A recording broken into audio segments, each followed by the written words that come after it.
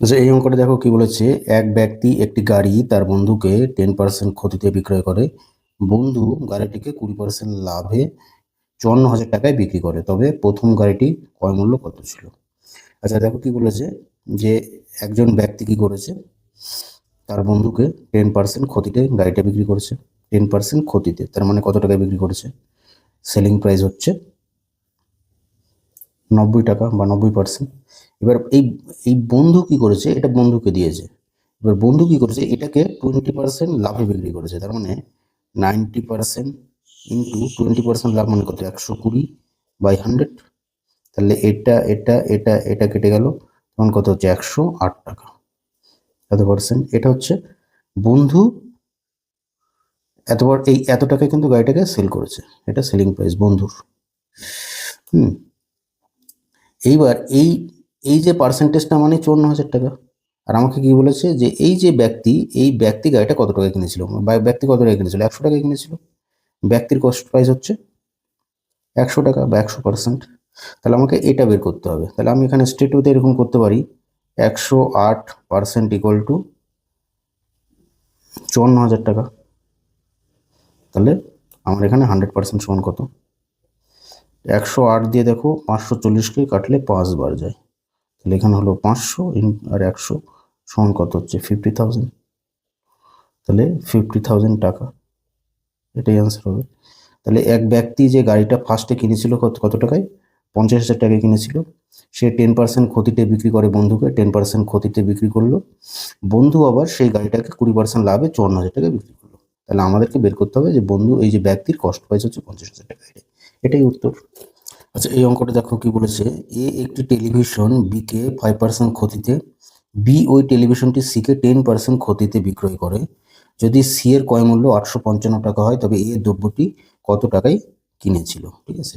তাহলে কি বলেছে, এ একটা টেলিভিশন কি করছে, বি কে 5% ক্ষতিতে বিক্রি করে। 5% ক্ষতি মানে ডাউন, ক্ষতিতে বিক্রি করছে।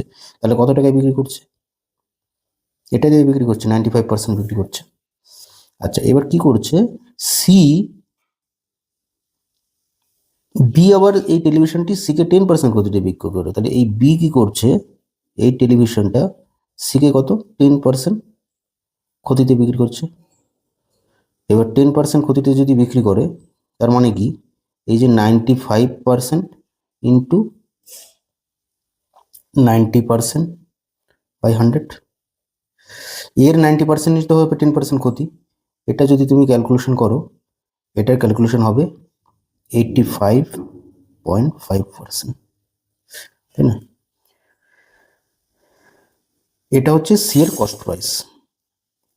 এবার কি বলেছে, যে তবে এ দ্রব্যটি কত টাকায় কিনেছিল? যদি সি এর ক্রয় মূল্য 855 টাকা হয়, তবে এ দ্রব্যটি কত টাকায় কিনেছিল? তাহলে আমরা এইভাবে লিখতে পারি, 85.5% ইকুয়াল টু 855। অতএব 1% ইকুয়াল টু 855 ভাগ 85.5। অতএব এর ক্রয় মূল্য কত? এ মানে 100%। অতএব 100% মানে হচ্ছে 85.5, এখানে 855 ইন্টু 100। এই দশমিকটা তুলে এখানে 10 করে দাও। তাহলে 855 কেটে গেল, এখানে হলো 1,000 টাকা। এটাই হচ্ছে এর ক্রয় মূল্য। দেখো অ্যান্সার এটাই দেওয়া আছে, তাহলে অ্যান্সার এটাই। আচ্ছা, এই অঙ্কটা দেখো, লাস্ট অঙ্ক আজকের। এক ব্যক্তি একটি টিভি সেট 20% লাভে বিক্রি করে। যদি টিভিটি আরও 525 টাকা বেশিতে বিক্রয় করা হতো, তাহলে 25% লাভ হতো। তবে টিভি সেটটি 40% লাভে বিক্রয় করলে বিক্রয় মূল্য কত হবে? আচ্ছা, কি বলেছে দেখো, 20% লাভে বিক্রি করে, যদি 25% লাভে বিক্রি করতো তাহলে 525 টাকা। তাই স্বভাবতই বোঝা যাচ্ছে 5% যে এক্সট্রা প্রফিট, সেটার ভ্যালু কত? 525 টাকা। তাহলে আমরা যদি 5%-এর ভ্যালু পেয়ে যাই, তাহলে এখানে 40% লাভ, মানে আমাদের 140% বের করলেই হয়ে যাবে উত্তরটা। আমি অ্যাকচুয়ালি এই অঙ্কগুলো একটু শর্টকাটে করার চেষ্টা করছি, যাতে কম্পিটিটিভ যে এক্সামগুলো হয় সেই এক্সামগুলোতে যাতে তোমরা জিনিসগুলো কিভাবে শর্টকাটে করা যায় সেই টেকনিকটা যাতে বুঝতে পারো। আমি কিছু অঙ্ক ইন ডিটেলসেও করাবো, কিছু অঙ্ক আমি শর্টকাটেও করাবো, যাতে তোমরা দু রকমের টেকনিকটাই যাতে তোমরা তথস্থ করতে পারো। হ্যাঁ, তাহলে আমি এখানে কি করতে পারি, ফার্স্টে লিখে দিই 5% ইকুয়াল টু 525 টাকা। অতএব 1% ইকুয়াল টু 525/5। আর এখানে কি বলছে 140%, কারণ 40% লাভে বিক্রি করে, সমান হচ্ছে 525 ইন্টু 140। এটাকে কাটাকাটি করলে হয় হচ্ছে 5 একে 5, 0, 5 5 25।